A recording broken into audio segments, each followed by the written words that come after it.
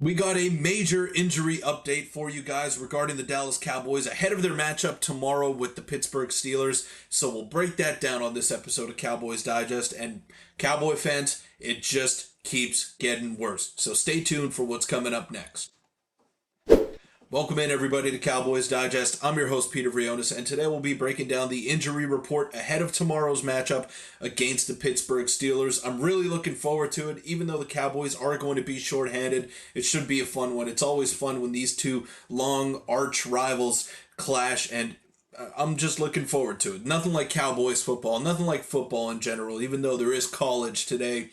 It doesn't really give you that fix that the NFL does. But before we get into the video, I want to let you know that around 85% of you watching these videos are not subscribed. So go ahead, hit that sub button. It'll mean the world to me. And it allows me to make this daily content for you guys. I set a goal of 1,000 subscribers by week 7. We absolutely smashed that. We're over 1,300 right now, and it's just steadily growing. So thank you guys so much for the support. Can we get to 1,500 before tomorrow? I think that's doable. I think we can do this. So hit that sub button. It's free and it helps me out a ton. Let's get straight into it.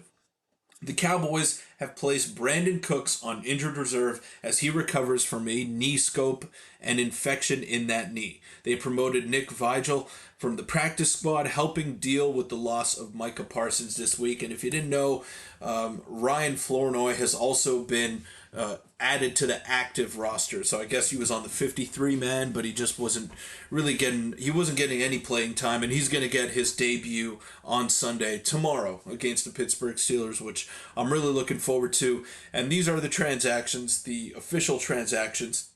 So defensive end Carl Lawson and a cornerback Amani Oruwariye. I still really struggle with that name, so bear with me there. Amani Oruwariye. Oruwariye. There you go. I got it. Those two guys have been elevated from the practice squad, and Nick Vigil has been signed to the 53-man roster, and placed on the IR is Brandin Cooks. So we know that they're going to be shorthanded heading into tomorrow. The offense is going to be tough in terms of running the ball against that stout Pittsburgh defense. And they're going to need contributions from a lot of different guys. And I'm looking at Ryan Flournoy in specific to be one of them, to step up and show that he belongs in the National Football League. And this is Dak Prescott talking about the challenge that they're going to face without Micah Parsons, without DeMarcus Lawrence, and Brandin Cooks as well. He looks at it as sort of an opportunity for the other guys. It's an opportunity to show the depth of this team and what we're made of. Young guys, you were going to have to count on them late in the year. We've got to count on them now. So, again, this is going to be a very stiff test for the Cowboys against Pittsburgh, and the young guys are going to be in elevated roles. Maybe something that they're not used to. And, Ryan Flournoy, I'm really high on him, and I think his ceiling is immense. I think he's got crazy potential. But he's a 6th-round pick coming from a small school who's going to make his debut on Sunday Night Football at Acrisure Stadium in Pittsburgh. That is a tough environment to get settled into. So Jalen Tolbert, you're going to need CeeDee Lamb to be his old regular self, and you're going to need the run game to sort of get something going. I'm not expecting them to go for 100 on the ground. They haven't shown any sort of capability of doing that.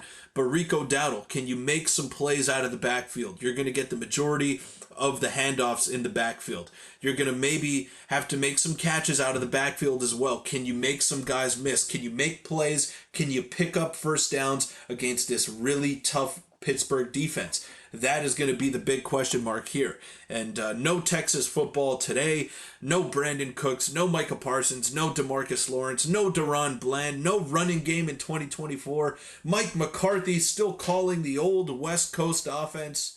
Only one man can save the Cowboys tomorrow, and that is Dak Prescott. So this account, Dak for MVP, totally unbiased, of course, asking for Dak to save the day.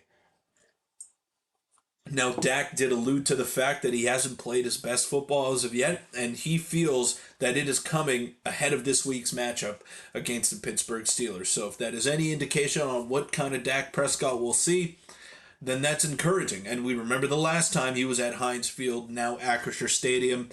He put up a fair amount of points on that Pittsburgh defense and won a tough road game in his rookie year. So he also did have a prime Ezekiel Elliott that season, which he does not have at his disposal right now. He has Rico Dowdle as the number one back in his backfield.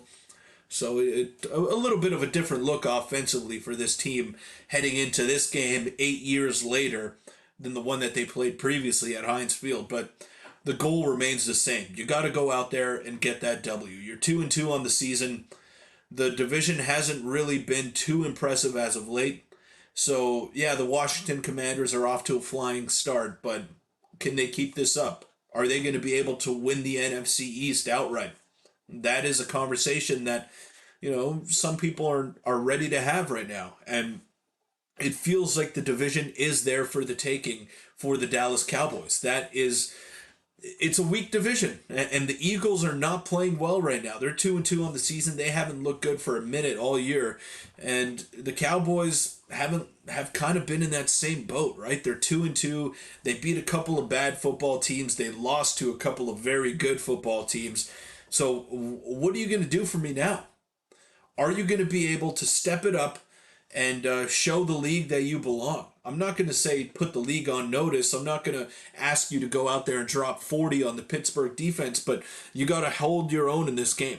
You cannot let them get going offensively because you are going to be in tough offensively, and the defense, without two of their playmakers, and DeMarcus Lawrence and Micah Parsons, need to find ways to stop the run, need to find ways to stop and limit the big plays, and that is going to be a challenge. So Brandin Cooks is being placed on injured reserve, which will force him to miss the next 4 games. He had an infection develop in his right knee after undergoing a procedure last week in New York. The upcoming bye does not count as time missed and will be eligible to return November 10th. So you're going to be without one of your premier offensive weapons for a long time here.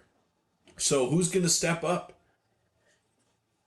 Who is going to be the guy that Dak Prescott can rely on that is not named Jake Ferguson or CeeDee Lamb? That is the question that is probably going to be answered tomorrow night in Pittsburgh, and I'm really looking forward to it.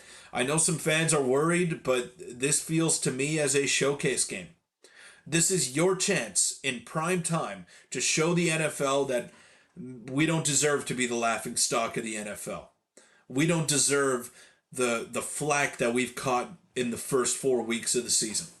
Go out there and prove it. Enough talk, enough saying that you haven't played your best football. We know that. The fans are not stupid. So go out there, show us what you're capable of, and hopefully the Cowboys could come out of there with a W and move to 3-2 on the season. But that'll wrap it up for this episode of Cowboys Digest. Shout out to you guys again for all the support that we've received. It's truly unbelievable and beyond words. So go ahead, hit that sub button. We're close to 1,500 subscribers, and it'd be great if we could hit that before tomorrow. But until then, go Cowboys.